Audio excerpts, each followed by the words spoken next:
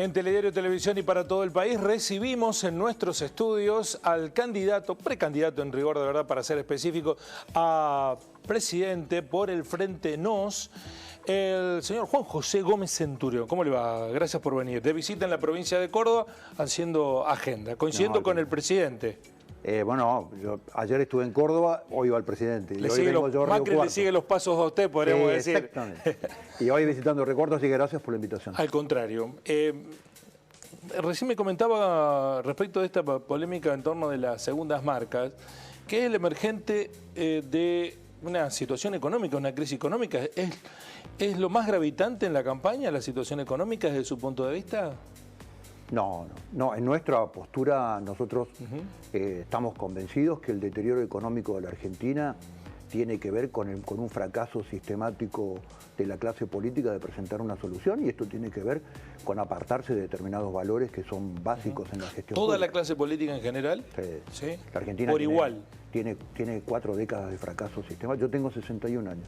Lo que pasó en el 2018 ya lo vi 5 veces. Usted es muy joven, pero... No, yo he visto 4 o 5 de estas iguales también. Desde el 89 esta parte. Y claro, y ¿sabe qué? Estos ajustes, porque en definitiva las crisis que hemos visto en el 2018 es un ajuste de licuación de gasto y de la deuda del Estado. De los gobiernos, no del Estado, de los gobiernos. El gobierno es la gestión administrativa de un Estado. Y esto, entonces todo el mundo dice, bueno, ajusta y rebota. Rebota para algunos, para otros no rebota nunca. Yo crecí en un país de un 6% de pobreza, hoy estamos en el 35%, 50% de los chicos son pobres. O sea, para algunos nos rebota más o menos la economía, pero para otros no rebota y no vuelven nunca más. Entonces lo que digo es, este fracaso tiene que ver con, a nuestro juicio, con una clase política que diseñó un modelo de administración del Estado que tiene que ver con la política y no con los ciudadanos, con un costo de administración que es insostenible, que en cualquier empresa a los presidentes de la nación lo hubieran hinchado en 2 minutos y medio, porque es más grande el collar que el perro. Es decir, el perro ya no resiste más el peso del collar. Nosotros, los ciudadanos, no resistimos más el peso del collar. Pero usted integró este gobierno hasta hace muy poco. ¿Este gobierno profundizó o solucionó el problema? No, creo que fue un ciclo más en el mismo modelo. Lo que no logró, el proceso de transformación es transformar el sistema, el modelo. Si usted no logra transformar el modelo, se acomoda al modelo y hace política dentro del modelo, es uno más del sistema. ¿Y cómo sería lo que nos daría una solución definitiva? ¿Usted está de acuerdo que un senador tenga 60 asesores? No me parece que ese sea el problema fundamental del país. Empieza a sumar el gasto político. Es mucho más costoso lo que estamos pagando hoy en intereses de papelitos para sostener a un gobierno y que el dólar no se dispare. LELIX. No. Es mucho más costoso que la política, porque lo más fácil es criticar a la política. Yo creo que hay que ser austero. Si no hay recursos, hay que ser austero. ¿Sabe por qué se toman las deudas y se generan papelitos? ¿Y sabe por qué la tasa está al 58%? ¿Sabe por qué usted no tiene crédito? ¿Quién toma el crédito en Argentina? Los gobiernos municipales, provinciales y nacionales. Sí. Entonces, ¿por qué el sistema financiero que nació cobijado por los gobiernos para tomar deuda, por qué le va a prestar la plata a usted si tiene un cliente fácil que sistemáticamente viene y le toma la plata? Entonces lo que digo es, los desajustes de la economía argentina no están hechos por el ciudadano, están hechos por la administración de la política. Eso está claro. Entonces, nosotros lo que tenemos que tener es por ejemplo, rápidamente hay que sacar una ley que le prohíba a los políticos tomar deuda. No hay que tomar más deuda.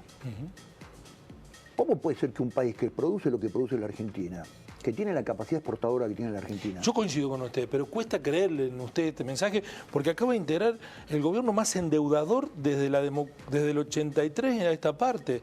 57.000 millones de dólares del Fondo Monetario.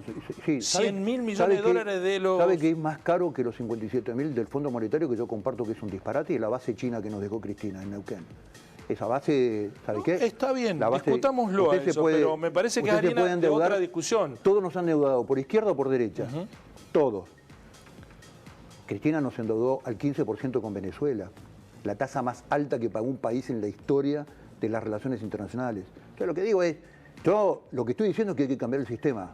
No solamente que hay que cambiar a Cristina y a Mauricio, hay que cambiar el sistema. Porque el sistema es perverso y este modelo está hecho para la clase política. Usted sabe, la Constitución... Sí, yo coincido en que hay que hacer un proceso de racionalización de la política. Lo que me sorprende, tengo 30 años de periodismo, que buena parte de la sociedad está dispuesta a eso, salvo que logre un beneficio. Porque los que entran a la política no son gente que viene del extranjero, son argentinos que están esperando su oportunidad para estar en la política. La critican, pero cuando pueden estar adentro de la política o de lo público, ahí se instalan y no se mueven más. Hay cierta hipocresía, no en la clase política, en los propios argentinos, que por un lado critican esto y por el otro le golpean todo el tiempo a la política la puerta para que les dé puesto, para que los acomoden. Yo comparto con usted, a mí me pasa, digamos. ¿Y sí? Todos los tipos que quieren cambiar un montón de cosas, después vienen y le tiran un currículum. Claro. Esto pasa. Sí, lo que digo es, ¿eso de dónde se soluciona? Porque yo estoy cansado que la política nos diga a la población, esto es un cambio cultural y tarda mucho tiempo. Y el cambio lo tenés que hacer vos. El cambio los cambios culturales vienen de sistemas. Y los sistemas tienen que tener ejemplos. Y tienen que tener penas y castigos. Entonces hay que premiar las buenas conductas y hay que sancionar las malas conductas. Y eso tiene que ver la clase dirigente. No de endeudarse y achicar el Estado. No, el Estado está desinvertido en Argentina. El Estado, los fierros del Estado, los puentes, las autopistas, los ferrocarriles, la seguridad, la achicar defensa. La política, no el Estado. No, la administración, la burocracia del Estado. Mire, usted le hago una cuenta que es terrorífica. Usted toma la última nómina que pagó la Casa Rosada de Hipólito Yrigoyen, años 1930, con Hipólito Yrigoyen en la cabeza, hasta la última ordenanza tenía 250 personas. Donde era la administración de la quinta economía del mundo, se manejaba desde la Casa Rosada, en un país que estaba transitando el periodo entre dos guerras, que había sido neutral en la Primera Guerra Mundial. O sea, fíjese el nivel de posición estratégica que tenía Argentina en ese momento. Esa nómina de 250 personas, hoy, por supuesto que la administración era manual. El presidente cuando hablaba tenía 3 escribientes para cotejar lo que el presidente había dicho. Es decir, todo un sistema de burocracia manual que se cosían los lomos de los libros. Bueno, todo ese sistema eran 250 personas. Hoy, con computadoras, control, con internet, con big data, con todo esto, con la jefatura de gabinete incluida en la Casa Rosada, son 2.100 personas, no entran en la Casa Rosada. O sea, hay algo que está mal, que los argentinos tenemos que decir, esto no se maneja así. Vuelvo a repetir, es más grande el collar que el perro, no resistimos más el collar. Entonces, ¿eso qué es lo que genera? Una carga impositiva de 162 impuestos. En la Argentina no se puede trabajar por el impuesto, no se puede producir por el impuesto y no se puede dar trabajo por la carga impositiva que usted tiene. Entonces, hay que sacarle... Mire, su abuelo, el estado de su abuelo era este estado que estábamos describiendo, que tenía una educación pública laica y obligatoria, que era modelo de América y que sacó el analfabetismo antes que Europa, atención médica de altísimo nivel de pública, de calidad, seguridad interna, correo, justicia, defensa, relaciones exteriores. ¿Sabe cuánto le salía a su abuelo? El 25% de sus ingresos. Usted labura desde el 1 de enero hasta el 31 de julio para pagar impuestos. Sí, ¿es la carga impositiva un problema? Digo, porque, por ejemplo, la carga laboral de Alemania es mayor que la de Argentina. Y Alemania no tiene problemas para crecer por eso. Noruega, Suecia tienen mayor carga impositiva y no tienen problemas para... El tema es qué se hace con los impuestos. No. La carga impositiva nuestra hoy es del 52%. Del 25% de nuestros abuelos pasó al 52%. La carga impositiva promedio en Europa del ciudadano es 30%. Entonces yo lo que le digo es, en Alemania un obrero no paga impuestos a las ganancias, porque el salario es retribución y es salario y no es ganancia. Se ha instalado también como eje de campaña un defensor de la vida, es pro vida, está en contra del aborto y cree que ese es un eje fundamental para decidir a las personas que no gobiernan. Sí, señor. ¿Y los que piensan distinto? Tienen opciones políticas y es más, creo que somos la única opción pura pro vida. Desde la candidatura a presidente y vice, que me acompaña Cynthia Houghton como precandidata a vicepresidente, hasta el último concejal de la provincia de Buenos Aires, donde venimos en lista entera, o de la provincia de Santa Fe. Ahora, lo que nosotros decimos es, somos la única opción pro vida, y la gente que cree y que ha demostrado el año pasado, en el 2018, que salió a la calle en forma masiva con la ley del aborto, tiene su oportunidad de expresarse por primera vez en un espacio político que expresa un pensamiento en valores. ¿Usted cree que es mayoría la Argentina que piensa así? Vamos a verlo. Yo no sé si... a ver, porque también fue muy importante el movimiento verde. Sí. Pero a la hora de la toma de decisión en la manifestación pública, en la calle, sobre la temática en la votación del Senado, la ola celeste fue impresionante. ¿Por qué cree que es tan importante ser pro vida? Se lo pregunto porque hago una inferencia. Usted estuvo en una guerra, ¿no? Exmilitar. No sé si mató a alguien o no lo mató. Sí, pero bueno, pero ¿no es una contradicción ser pro vida y ir a una guerra y matar personas? ¿Sabe que es una pregunta muy inteligente y es el primer periodista que me la hace, de todo el país? Y yo le digo, no, es al revés, exactamente al revés. Usted en la guerra combate contra un hombre que está entrenado, que está preparado, que es igual que usted y que está armado y que a usted lo va a matar. Es una vida, al fin de cuentas, también. Déjame terminar. Sí, sí, sí. No hay cosa más indefensa, incapaz de defenderse y más dependiente de la defensa del adulto que un niño por nacer. Con lo cual es la oposición. Lo que hemos visto en la muerte, sabemos del valor de la vida, muchísimo más de lo que no vieron el valor de la muerte. ¿Usted cree que ahí hay una discusión de valores morales o científica? Porque al fin de cuentas es los que promueven la despenalización del aborto dicen, bueno, acá no hay vida. Mientras que los que tienen convicciones, creencias, dicen lo contrario. No, ¿es científica la discusión? Es absolutamente científica, demostrada. Empieza por la lógica formal. Es imposible creer que el embarazo de la mujer termine en una jirafa. Muéstrame científicamente dos jirafas, dos seres que no hayan sido humanos, que hayan nacido de un embarazo femenino, y vamos a tener un dato científico. Científicamente, cada vez que hay un embrión, adentro del vientre de una madre hay un ser humano. O sea, empezando por la lógica formal. O sea, es una discusión que es absolutamente comprobadamente científica, que la vida empieza en el momento de la concepción, que tiene un ADN distinto, que tiene huellas digitales, que tiene todas las identificaciones de una vida distinta de la de la madre. Y ahí empieza, además, esto tiene rango constitucional, digamos, ¿no? Es ley en Argentina. Entonces, cuando en la Argentina discutimos las ILE, que son estas leyes provinciales que nacen con un fallo de la Corte Suprema de Justicia sobre un caso particular y específico, cuando dicen ILE, no es ni interrupción, porque no tiene una interrupción que se prende y se apaga y no se prende nunca más. No es legal porque la Constitución reconoce la vida a partir del momento de la concepción. Ahora, una sociedad evolucionada, ¿no debiera darle la posibilidad de que cada uno decida libremente de tomar la medida que quiera? El que quiera respetar comisiones como las que usted plantea, que las respete, pero también que otros tengan la posibilidad de disponer de su cuerpo como cada uno quiera. Si fuera su cuerpo, sí. Las lolas son el cuerpo. Pero otro ser humano distinto, con un ADN distinto, una identidad absolutamente distinta, es otro ser. Matar otro ser es un delito igual que matar a su abuelo. Entonces también podemos elegir por la vida de los abuelos.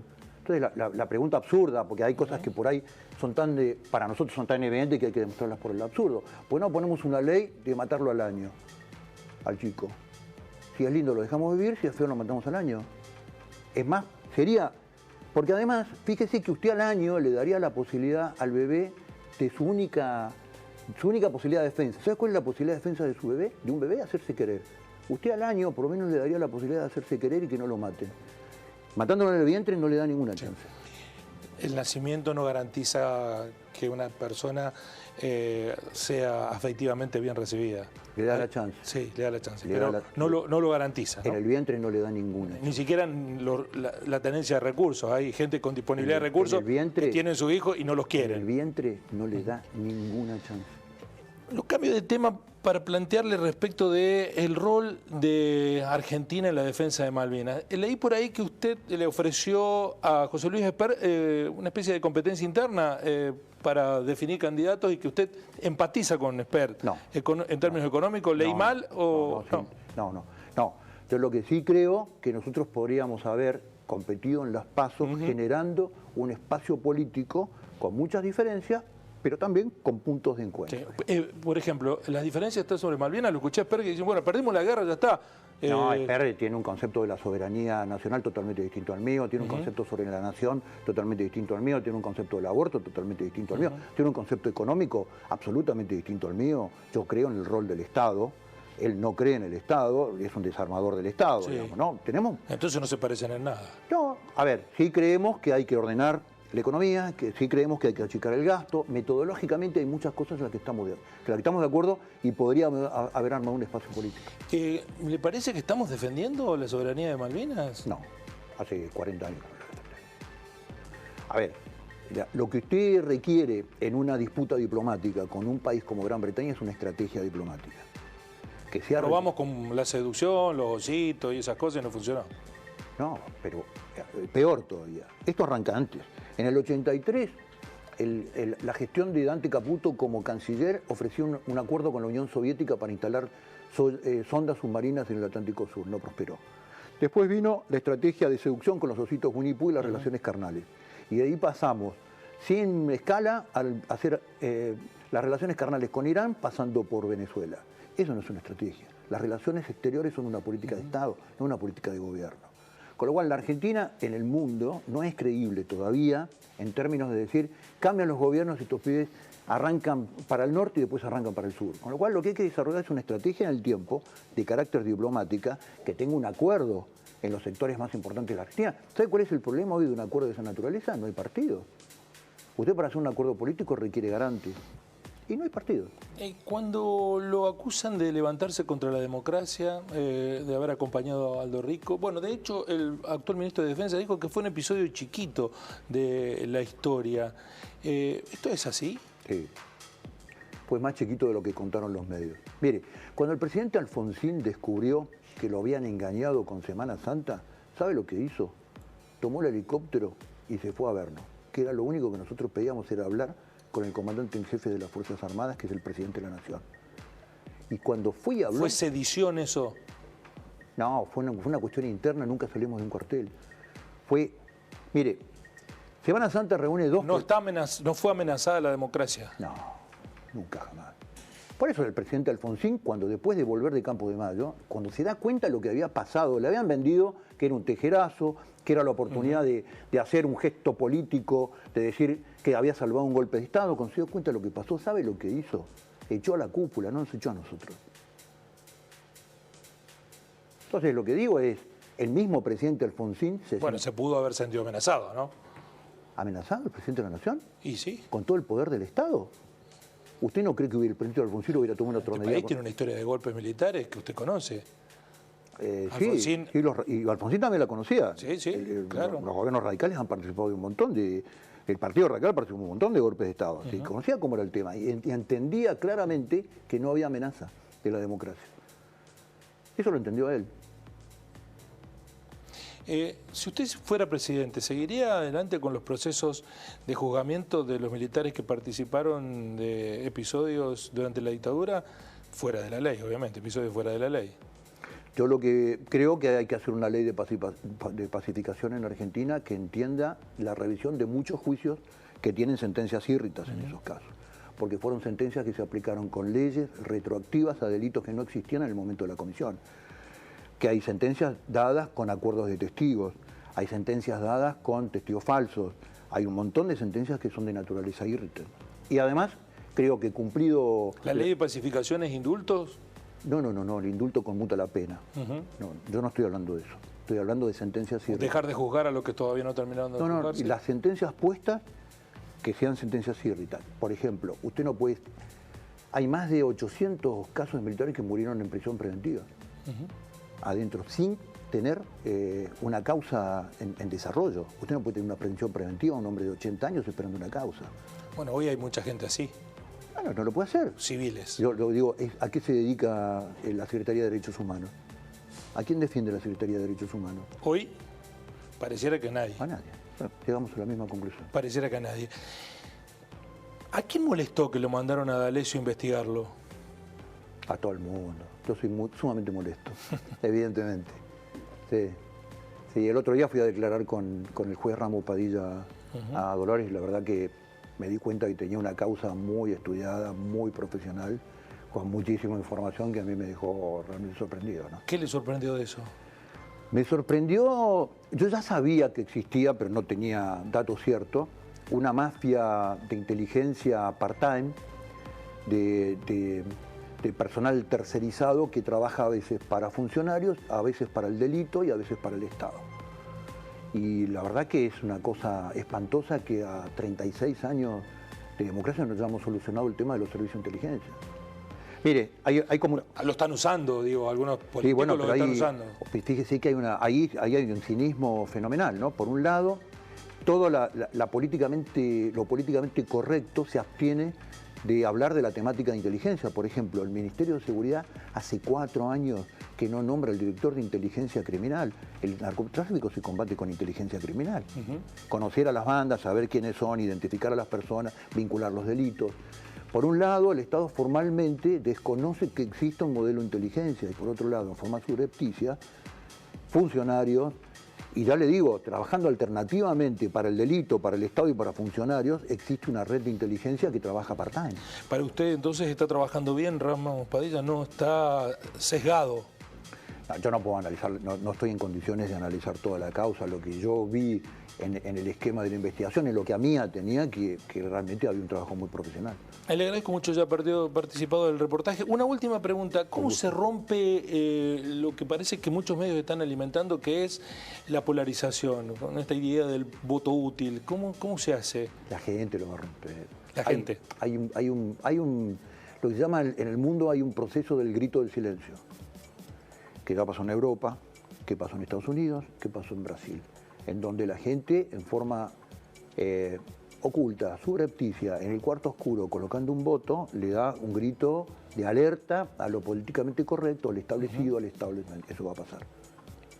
A veces es peor el remedio que la enfermedad, ¿no? A veces, no siempre. No siempre. No. Digo por lo de Brasil. ¿Por qué dice usted? ¿Usted es brasilero para opinar sobre Bolsonaro? No, lo escucho, con solo escucharlo, verlo actuar. ¿Por qué? Bueno, ahora está defendiendo a su hijo, a quien nombró embajador en los Estados Unidos. Son medidas de gobierno, digamos, que pueden ser malos o pueden ser buenos. Eso es nepotismo, acá, en sí, la China, en todos lados. Sí, seguramente. Pero, digamos... Es xenofóbico. Pero, ¿xenofóbico? Sí, sí. ¿Por qué? Bolsonaro no le gustan los extranjeros.